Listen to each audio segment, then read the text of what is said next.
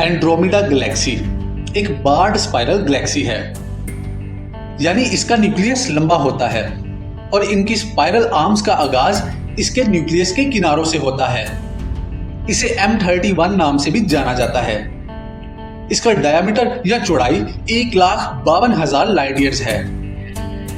Andromeda Galaxy हमसे इस कदर दूर है कि इसकी रोशनी को जमीन तक पहुंचने में 25 लाख साल लग जाते हैं। आज हमें नजर आने वाली गैलेक्सी अपनी 25 लाख साल कबल वाली हालत में मौजूद है, यानी वहां से जो रोशनी 25 लाख साल कबल चली थी वो आज हम तक पहुंची है। एंड्रोमेडा गैलेक्सी तकरीबन 10 बिलियन साल पहले छोटी प्रोटो गैलेक्सीज के टकराव यानी कोलिजन के नतीजे में वजूद में आई थी। प्रोटो गैलेक्सीज किसी भी कहकशां की तश्कील का इब्तदाई मरहला होता है। ये गैस, डस्ट और डार्क मैटर से मिलकर बनती हैं। ये ग्रेविटी के खात्मे और सितारों की तश्कील के जरिए एक मेच्योर गैलेक्सी में तब्दील हो जाती हैं।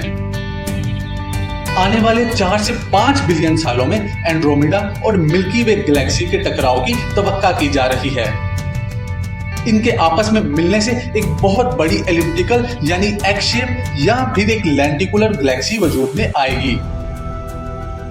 एलिप्टिकल या स्पाइरल गैलेक्सी की दरमियानी शक्ल को लेंटिकुलर गैलेक्सी कहा जाता है, जिसमें एक बहुत बड़ी डिस्क होती है और स्पाइरल आर्म्स इसमें मौजूद नहीं होते।